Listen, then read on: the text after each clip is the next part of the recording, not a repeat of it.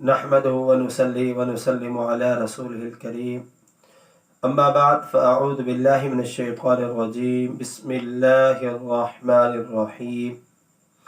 नाज़रीन व सामईन, आज मैं आप हज़रात के सामने ज़ात बारी ताला से मुताल्लिक़ अक़ाइद हमारे क्या होने चाहिए और हमारे नज़रियात क्या होने चाहिए, इसके बारे में एक मैसेज लेकर हाज़िर हुआ हूँ। क्योंकि एक मुसलमानों की तादाद है जिन्हें अपने रब की ज़ात के बारे में जो अक़ायद होने चाहिए वो अक़ायद नहीं हैं, जिसकी वजह से ना चाहते हुए भी गुमराही और कुफ्र की वादियों के अंदर वो चले जाते हैं। उलमाए किराम की यह जिम्मेदारी बनती है कि वो अवामुन्नास को जहाँ फ़ज़ाइल बताते हैं, जहाँ पर सहाबा किराम अलैहिम रिज़वान के फ़ज़ाइल बताते हैं, अहले बैत अतहार के फ़ज़ाइल भी बताते हैं, औलिया कामिलीन के फ़ज़ाइल भी बताते हैं, वहीं पर अल्लाह करीम की ज़ात के बारे में भी बताना चाहिए। अल्हम्दुलिल्लाह तादाद उलमा किराम की जो बताती है, ताकि अवामुन्नास के अंदर अल्लाह करीम की ज़ात से मुताल्लिक़ जो गलत शकूक व शुबहात राइज हो जाते हैं, अल्लाह करीम की ज़ात की जानिब जो गलत बातें मनसूब कर दी जाती हैं, वो ख़त्म हो सके। यही वजह है मुसलमानों की एक तादाद जो दुआएं करते हैं, नेक अमाल इख्तियार करते हैं, लेकिन फिर भी वो कहते हैं कि हमारी दुआएं कबूल नहीं होती। पता नहीं इसकी वजह क्या है। वजह यही होती है कि हमारा ज़हन, हमारा अक़ीदा अल्लाह करीम की ज़ात पर पुख्ता नहीं होता कि मौसर हकीकी जो ज़ात अल्लाह वहदहु ला शरीक की है, हमारा उसकी जानिब एक ज़हन, एक सोच नहीं बनती। यही वजह है कि जिसकी वजह से फिर लोग गुमराह होते ही चले जाते हैं।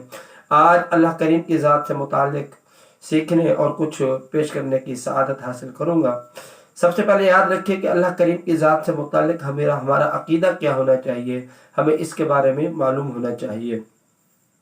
हज़रात मोहतरम सामईन अज़ीज़ वक़ार, अल्लाह करीम की ज़ात के बारे में हमारा ये अक़ीदा और नज़रिया होना चाहिए कि अल्लाह करीम का कोई शरीक नहीं है, ना उसकी ज़ात में ना ही उसकी सिफ़ात में। अल्लाह करीम का कोई शरीक नहीं है, ना उसकी ज़ात के अंदर ना ही उसकी सिफ़ात के अंदर। अब अगर कोई शख्स किसी गैरुल्लाह को अल्लाह तबारक व तआला की ज़ात और सिफ़ात में शरीक करता है तो ये गुमराह है। ऐसे शख्स को चाहिए सिद्क़ के दिल के साथ अल्लाह के हुज़ूर तौबा करे और नए सिरे से कलमा भी पढ़े, क्योंकि अल्लाह तबारक व तआला वहदहु ला शरीक है, उसका कोई शरीक नहीं है, ना ही ज़ात के अंदर और ना ही सिफ़ात के अंदर। यही वजह है कि अल्लाह तबारक व तआला ही इस शान के लायक है कि उसी की इबादत की जाए। हम अल्लाह तबारक व तआला के बंदे हैं और बंदे को वही काम करना चाहिए जो उसके मुअब्बद ने कहा है, जो उसके रब ने उसको कहा है। अल्लाह ताला ने हमें ये अपनी इबादत करने का हुक्म फरमाया है, तो हमें अपने रब की इबादत करनी है। वही इबादत के लायक है, इसके अलावा कोई और इबादत के लायक नहीं है। याद है कि अल्लाह तबारक व तआला की जो ज़ात है वो वाजिबुल वजूद है, यानी उसका वजूद ज़रूरी और अदम ना होना मुहाल है। और अल्लाह करीम की ज़ात वो ज़ात है कि जो कदीम है, हमेशा से है, और फरमाया कि अज़ली के भी यही माना होते हैं। हज़रात मोहतरम, अल्लाह ताला की ज़ात वो है जो हमेशा रहेगी, और अल्लाह करीम ही की ज़ात को अबदी भी कहा जाता है। अल्लाह ताला बेनियाज है, अल्लाह करीम बेपरवाह है, वो किसी का मोहताज नहीं है, बल्कि तमाम जहान सारे के सारे लोग अल्लाह तबारक व तआला के मोहताज है, और अल्लाह तबारक व तआला की बारगाह में ही रुजू करना चाहिए। जिस तरह उसकी ज़ात कदीम अज़ली अबदी है, सिफ़ात भी कदीम अज़ली और अबदी हैं। उसकी ज़ात और सिफ़ात के सिवा सब चीज़ें हादिस हैं, ख़त्म हो जाने वाली हैं, यानी पहले ना थी फिर मौजूद हुई और बाद में भी चीज़ें फना हो जाएंगी। याद है कि वो ना किसी का बाप है, ना बेटा है, ना उसके लिए बीवी है। जो उसे बाप या बेटा बताए या उसके लिए बीवी साबित करे, वो दायरा इस्लाम से चला जाता है। कुरान करीम फुरक़ान हमीद में अल्लाह करीम ने यहूदियों के बारे में ये इरशाद फरमाया है, वक़ालतिल यहूद उज़ैर इब्नुल्लाह, और ये कि कहा उन यहूदियों ने उज़ैर अल्लाह के बेटे हैं, यानी उन्होंने उज़ैर अलैहिस्सलाम को जो अल्लाह के नबी थे, इनको अल्लाह का बेटा करार दिया। ये शिर्क है। और इसी तरह ईसाइयों ने हज़रत ईसा रूहुल्लाह को अल्लाह करीम का बेटा करार दिया, ये भी शिर्क है। اللہ تعالیٰ ایسے برے عقائد اور نظریات سے ہم سب کو محفوظ فرمائے۔ حضرات محترم، ہر شے کا خالق، جتنی بھی تخلیقات ہے، ان تمام چیزوں کا جو خالق ہے وہ اللہ تبارک و تعالیٰ کی ذات ہے۔ اللہ تبارک و تعالیٰ کی ذات ہی نے ان تمام چیزوں کو پیدا کیا ہے۔ اللہ تبارک و تعالیٰ ہی کی ذات ہے کہ جو روزی عطا کرتی ہے، حقیقتاً روزی عطا کرنے والی ذات اللہ کی ہے، اولاد دینے والی ذات اللہ کی ہے۔ اور اگر کوئی شخص کسی نیک بندے کو کہتے ہیں کہ دعا کر، جس طرح بعض فرشتے اس امر پر مامور ہیں، ان کا کام یہی ہے کہ وہ مخلوق خدا کو روزی فراہم کرتے ہیں اللہ کریم کے اذن سے۔ اسی طرح سے بعض ڈاکٹر حضرات دوائی میڈیسن وغیرہ دیتے ہیں جس کی وجہ سے بندے کو شفا مل جاتی ہے، تو گویا ڈاکٹر یہ وسیلہ بن رہا ہے، حکیم ہے یہ وسیلہ بن رہا ہے، حقیقتاً شفا دینے والی ذات اللہ تبارک و تعالی ہی کی ہے۔ ہمیں اللہ تبارک و تعالی کی ذات پر ہی یقین ہونا چاہیے۔ باقی یہ سارے کے سارے جو اسباب اختیار کیے جاتے ہیں یہ صرف فقط یہ وسیلہ ہی بنتے ہیں۔ اسی طرح سے حضرات محترم، اللہ تبارک و تعالی کی ذات سے متعلق ہمیں یہ بھی معلوم ہونا چاہیے کہ اللہ تبارک و تعالی کے ہم اگر ایسے الفاظ استعمال کرتے جو عامیانہ ہوتے ہیں، عوام کے اندر بولے جاتے ہیں، مثال کے طور پر بعض لوگ اللہ کریم کی ذات سے متعلق اللہ میاں کا لفظ بھی استعمال کرتے ہیں۔ یاد رہے کہ اللہ میاں کا جو لفظ ہے یہ 3 طرح کے معنی میں استعمال ہوتا ہے۔ امام اہل سنت اعلی حضرت فاضل بریلوی نور اللہ مرقدہ فرماتے ہیں اللہ کریم کے لیے میاں کا لفظ نہ بولا جائے کہ یہ 3 معنی رکھتا ہے۔ نمبر 1 آقا، شوہر کے، اور اسی طرح مرد و عورت کے درمیان غلط کاری کے لیے، باہمی رابطے کے لیے جو شخص کردار ادا کرتا ہے اس کے لیے بھی یہ لفظ بولا جاتا ہے۔ اس لیے امام اہل سنت رحمت اللہ تعالی علیہ فرماتے ہیں اللہ کریم کی ذات سے متعلق اس طرح کے الفاظ اللہ میاں نہیں بولنا چاہیے۔ اسی طرح سے بعض لوگ اللہ تبارک و تعالی کی ذات کو سخی بھی کہتے ہیں۔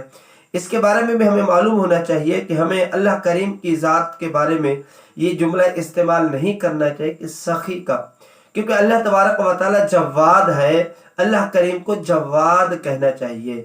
اعلی حضرت فاضل بریلوی نور اللہ مرقدہ فرماتے ہیں اسماء الہیہ توقیفیہ قرآن و احادیث کی طرف سے ٹھہرائے ہوئے ہیں، یہاں تک اللہ جل وعلا کا جواد ہونا اپنا ایمان ہے، مگر اسے سخی نہیں کہہ سکتے کہ شرع میں وارد نہیں ہے۔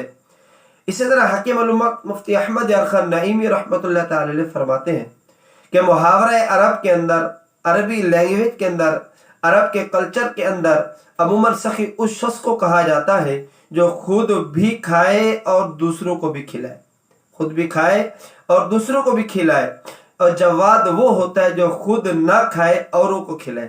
اسی لیے فرمایا اللہ کریم کی ذات کے بارے میں ہمیں جواد کا لفظ بولنا چاہیے اور یہ سخی کا لفظ نہیں بولنا چاہیے۔ اس طرح بعض لوگ اللہ کریم کی ذات سے متعلق اور بھی عقائد رکھتے ہیں۔ مثال کے طور پر وہ کہتے ہیں کہ آئے ہم آپ کو اللہ کا دیدار کرواتے ہیں، آئے ہم آپ کو جاگتی آنکھوں سے اللہ کا دیدار کرواتے ہیں۔ اس کے بارے میں ہمارا کیا عقیدہ اور نظریہ ہونا چاہیے؟ اس کے بارے میں فرمایا کہ دنیا میں نبی کریم صلی اللہ تعالی علیہ وآلہ وسلم کے علاوہ کسی کے لیے بھی بیداری میں چشم سر کی آنکھوں سے اللہ کریم کا دیدار ممکن نہیں۔ جو شخص، جو فرد اس کا دعویٰ کرتا ہے کہ میں نے اللہ کا دیدار اپنی آنکھوں سے کیا ہے، فرمایا وہ شخص دائرہ اسلام سے خارج ہو جاتا ہے۔ رحمت کونین صلی اللہ تعالی علیہ وآلہ وسلم نے ارشاد فرمایا تعلموا انہ لن یرا احد منکم ربہ عز وجل حتی یموت، جان لو کہ اے لوگو تم میں سے کوئی بھی شخص موت سے پہلے ہرگز اپنے رب کا دیدار نہیں کر سکتا۔ اسی طرح سے فتاوی حدیثیہ میں ہے کہ کسی کے لیے جائز نہیں کہ وہ سر کی آنکھوں سے اللہ کریم کو دیکھنے کا دعویٰ کرے، اور جس نے یہ گمان کیا تو وہ کافر اور مباح الدم ہو گیا۔ اتنا سخت حکم بیان کیا گیا کہ جو اللہ کریم کی ذات کی جانب ان الفاظ کو منسوب کرتا ہے کہ تو پھر کیا اللہ تبارک و تعالیٰ کا دیدار نہیں ہو سکتا؟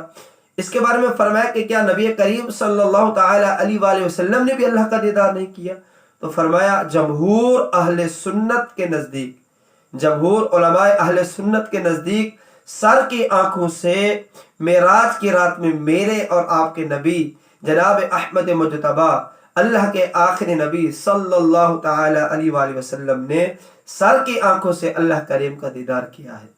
اسی طرح سے حضرات محترم اللہ کریم کو اللہ تبارک و تعالی کی ذات بہت ہی عرفہ و اعلیٰ ہے۔ اللہ تبارک و تعالی کی ذات سے متعلق ہمارے عقائد و نظریات وہی ہونے چاہیے جو جمہور علماء اہل سنت نے بیان کیے، جو نبی کریم صلی اللہ تعالی علیہ وآلہ وسلم نے بیان کیے۔ اگر سر کی آنکھوں سے دیدار نہیں ہو سکتا تو کیا خواب کی صورت میں بھی اللہ کریم کا دیدار نہیں ہو سکتا؟ جی نہیں، ایسا نہیں ہے۔ یاد رہے کہ خواب میں اللہ کریم کا دیدار ہو سکتا ہے، اور یہ اولیاء سے ثابت ہے۔